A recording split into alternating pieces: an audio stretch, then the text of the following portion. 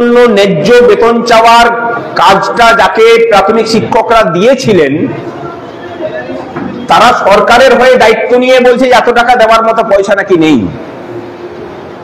তাহলে অনেক অনেক সেক্টরে যে কেন্দ্রের থেকে বেশি বেতন দিচ্ছ বাবা, সেই টাকাটা কোথা থেকে এলো? আর অসীম দাশগুপ্তকে সেই সময়ে তৎকালীন শিক্ষক নেতাদিকে দায়িত্ব দিয়েছিলেন পশ্চিমবঙ্গের আর্থিক হালটাকে দেখার জন্য, দেননি। কিন্তু তারা উপযাচক হয়ে সরকারের কাজটা করেছিল। এটাই এতদিন থেকে হয়ে এসেছে। শিক্ষকদের দাবি দেওয়া, শিক্ষকদের সমস্যার সমাধান হোক, কেউ কোনোদিন চাই না। আর চাই না বলেই শিক্ষকদের সমস্যাগুলো সমাধানও হতো না। 2018 সাল এই সংগঠনটার জন্ম দিল। আমরা চেষ্টা করলাম শিক্ষক শিক্ষিকাদেরকে সমর্থ বানাও, তাদেরকে সক্ষম করে তোলো, তারা নিজের পায়ে দাঁড়াতে শিখুক, অধিকারটাকে বুঝুক। অধিকার বুঝলে পরে সেখান থেকে প্রতিবাদ উঠে আসবে। মানুষ যদি স্বাবলম্বী না হয়, মানুষ যদি পরাধীন হয়ে থাকে, আর সেই পরাধীন মানুষকে আমি আমার গোলাম বানিয়ে রাখবো বছরের পর বছর, তারপরে তাদেরকে দিয়ে পরে রাজনৈতিক দলের কাজ করাবো, এটা এতদিন হয়ে এসেছে বলে এবং প্রাথমিক শিক্ষকরা সব থেকে বেশি এর শিকার হয়েছেন বলে প্রাথমিক শিক্ষকদের দুর্গতি এত বেশি। আপনারা ভাবলে অবাক হবেন, প্রাথমিক শিক্ষকদিকে কোন স্কেল দেওয়া হবে সেটা ঠিক করে দিত হাই স্কুলের সংগঠনগুলো তৎকালীন যুগে। কারণ নিজেদের প্রাথমিক শিক্ষকদের জন্য সেই স্কেল চাওয়া আবার যোগ্যতাটুকুই ছিল না, বুঝতোই না কিছু। কোন নেতাকে জিজ্ঞাসা করুন, রাজনৈতিক দলের যারা নেতা আছে, যে 26/7/2019 এই যে বেতন মানে অর্ডারটা, সেটাকে নোশনালি কেন 1/1/2006 থেকে চাওয়া হচ্ছে? আর 1/1/2006 থেকে যদি চাওয়া হয় তাহলে আমার ফিক্সেশনটা কি হবে? 99% নেতৃত্ব এটা পারবে না বলতে, যদি সে উস্তি না করে। কোন সাধারণ শিক্ষক করে দিতে পারবে না, নেতারা পারবে না। এই জায়গা থেকে দাঁড়িয়ে শিক্ষক শিক্ষিকাদের ভিতর থেকেই নেতৃত্বের জন্ম হলো, কোন প্যারাশুট থেকে আসা নেতৃত্বের জন্ম হয়নি। কিন্তু লড়াই করেই উঠে আসতে হয়েছে আমাদের প্রত্যেককে। লড়াইয়ের ময়দানে আমাদেরকে চিনেছেন। কারো ভাই ভাতিজা হয়ে সম্মেলনের মঞ্চে প্যানেল পাস করে আমাদেরকে চেনাতে হয়নি কাউকে। জল কামান খেতে হয়েছে, গ্রেপ্তার হতে হয়েছে, জামিন অযোগ্য ধারায় কেস হয়েছে, এখন তো বাদ দিন, আলাদা ব্যাপার। আমরা লড়াই করেই আমাদের জায়গাটা পরিচয় করিয়েছি। আমরা এখনো পর্যন্ত কোন নেতা বলে নিজেদেরকে মনে করি না।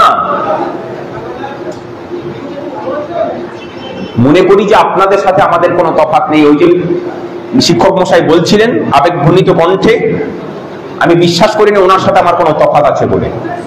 বঞ্চনার জায়গাটা তো একই। যে বঞ্চনার শিকার আপনি সেই একই বঞ্চনার শিকার আমি। যে মানুষটার জন্য আপনার বঞ্চনা, সেই একই মানুষের জন্য আমারও বঞ্চনা। সেই বঞ্চনা যে শুধুমাত্র প্রাথমিক শিক্ষকদের নোশনালের জন্য তা নয়, ডিএ আছে, শিক্ষা পরিকাঠামো আছে, WBHS আছে, আরো অন্যান্য বঞ্চনা আছে। জেলা স্কুল, প্রত্যেকটা জেলায় একটা করে জেলা স্কুল আছে, একই কোর্স পড়ানো হয়। জেলা স্কুলের প্রাথমিক শিক্ষকরা ইএল পান, আপনি পান না? আমরা পাই না। একই কাজ করি কিন্তু একই রুটিন মানা হয়, একই স্কুল টাইম। তাদের বেতন কাঠামো আলাদা, আমাদের বেতন কাঠামো আলাদা। লড়াই হবে অনেক কিছু নিয়ে, আমি শুধু আভাসটা দিয়ে গেলাম, বেশিক্ষণ বলবো না। 26/7/2019 প্রাথমিক শিক্ষকদেরকে নতুন ভাবে চিনতে শিখিয়েছে। ও প্রাইমারি টিচার বলা মানুষগুলো এখন স্বপ্ন দেখেন তার ছেলেটাও প্রাথমিক শিক্ষক হোক। কারণ ঢুকলে পরে যে বেতন কাঠামোটা প্রণয়ন হয়েছে সেটা অন্তত একটা ভদ্রস্থ বেতন কাঠামো। অনেক ইঞ্জিনিয়ার মানে চাকরির শুরুতে সেই টাকা দিয়ে তার জীবন শুরু করতে পারে না। আমি ইঞ্জিনিয়ার এই কারণে বললাম, যে আমাদের দেশে ধরা হয় ডাক্তার, ইঞ্জিনিয়ার, অন্য গ্রহের মানুষ, তার থেকে অনেক বেশি দক্ষতা, যোগ্যতা লাগে একজন প্রাথমিক শিক্ষকের একটা ছেলেকে মানুষ করার জন্য। তারা তাদের একটা ছেলে মেয়েকে ঠিক মতো মানুষ করতে পারেন না, আর শিক্ষক শিক্ষিকারা হাজার হাজার ছেলে মেয়েকে সারা জীবন ধরে মানুষ করেন। সুতরাং দক্ষতা যোগ্যতাটা কার বেশি বলুন? সমাজের এই ধারণাগুলোকে বদলানো প্রয়োজন। সেই ধারণাটা বদলাবে তখন যখন আপনি নিজে আপনার পেশা সম্পর্কে গর্ববোধ করতে পারবেন। এখানে যারা বসে আছেন তারা হাত তুলে বলুন তো, কজন আপনার ফেসবুক প্রোফাইলে I M a primary teacher লিখে রেখেছেন বলুন? সংখ্যাটা খুব কম উঠবে। এড়িয়ে গিয়ে লেখেন working as a teacher, working at school. ভাবের ঘরে চুরি করবেন না, আগে নিজেকে গর্ববোধ করতে শিখুন। আমি প্রাইমারি টিচার, আমি প্রাইমারি টিচার, এই গর্ববোধের জায়গাটা আনতে শিখুন। আপনি আপনার নিজের পেশাটাকে যদি সম্মান করতে না পারেন, অন্য কারোর দায় নেই আপনাকে সম্মান জানানো। 26/7/2019 ফলে অনেক বৈষম্য সৃষ্টি হয়েছে। নতুন পুরনোদের বেতন কাঠামো এক হয়ে গেছে, লেভেলের বৈষম্য হয়েছে। সমস্ত বৈষম্য মিটবে ন্যাশনালের অর্ডারটাকে জারি করাতে পারলে। কিন্তু কথা হলো, অর্ডার পেলেই কি সেটাকে লাগু করাতে আমরা পারবো? আমরা যদি জোর ধরি তাহলে পারবো। অধিকারটাকে অর্জন করতে হয়। প্রাথমিক শিক্ষকদেরকে তারপরে সিংহের মতো রাস্তায় ঝাঁপিয়ে পড়তে হবে। যদি সিংহের মতো ঝাঁপিয়ে পড়তে পারি সম্ভব, আর যদি ভিজে বেড়াল হয়ে থাকি তাহলে এটো খাটা খেয়েই জীবন যাবে। সিংহ কারো খাবার কেড়ে খায় না, সে নিজে শিকার করে খায়। প্রাথমিক শিক্ষকদেরকে প্রমাণ করতে হবে যে ন্যাশনালের আদেশ হাইকোর্ট দিলে পরেই আমাদেরকে সিংহ হয়ে উঠতে হবে। এক একজন প্রাথমিক শিক্ষক সিংহ হয়ে উঠবেন, এই কথা দিন। যদি দেন, জোর দিয়ে বলে যাচ্ছি, যে মাসে প্রাথমিক শিক্ষকদের জন্য সিঙ্গেল বেঞ্চে রায় হবে, তার পরের মাসেই সরকারকে বাধ্য করবো আমরা ওই বেতন কাঠামো লাগু করব।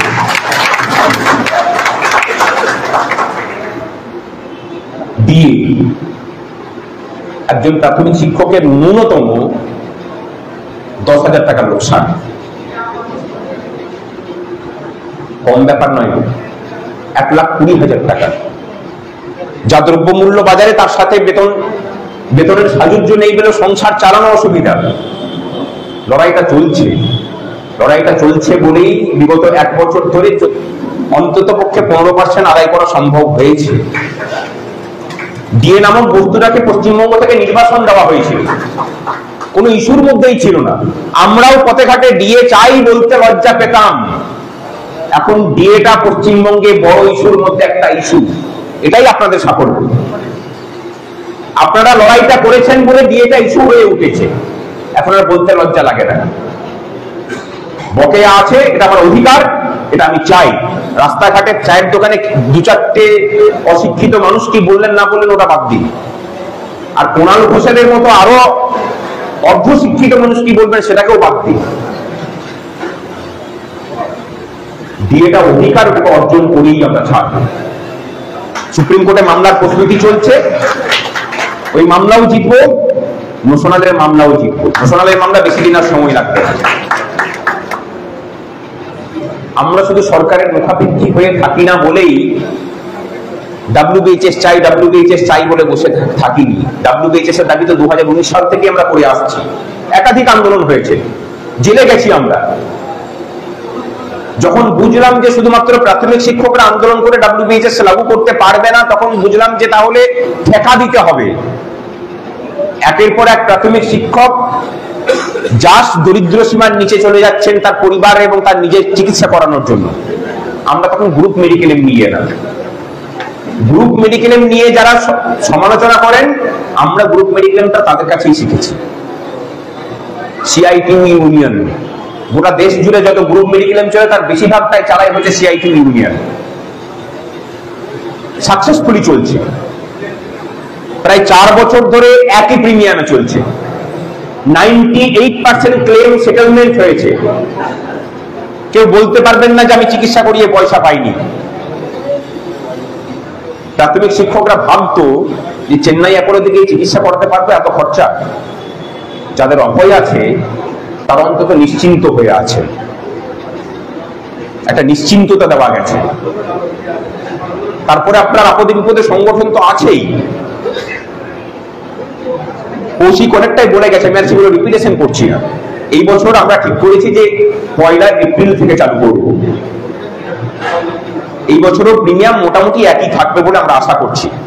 ধরে নিতে পারেন যে একই থাকবে, যেহেতু আপনাদের প্রিমিয়াম 31শে অগাস্ট পর্যন্ত দেওয়া আছে। ওই 5 মাসের প্রিমিয়ামটাকে বাদ দিয়ে বাকি 7 মাসের প্রিমিয়াম এখন দেবেন, ওইটা অ্যাডজাস্ট হয়ে যাবে। তাহলে 31শে মার্চ 2026 পর্যন্ত আমাদের এই পলিসিটা কন্টিনিউ থাকবে। আর যাদের ক্ষেত্রে ক্লেম হয়েছে তারাও প্রথমে তাদেরকে পুরোটাই দিতে হবে, যেহেতু তাদের পয়সাটা কোম্পানি ফেরত দেবে না, আমাদের পক্ষে বহন করা সম্ভব নয়। সংগঠনের তো আর অন্য কোনো হুন্ডির জায়গা নেই যেখান থেকে আমরা মেকআপ করে দিতে পারি। কিন্তু তারা দুটো ইনস্টলমেন্টে দেবেন। তারা প্রথমে এখন 7 মাসেরটা দেবেন, আর বাকি 5 মাসেরটা অগাস্ট মাসে দিয়ে দেবেন। কেউ যদি না দেয় তার পলিসি সেখানে তখন ফ্রিজ হয়ে যাবে, সেটাও রাস্তা আছে। তাদেরকে যাতে একসাথে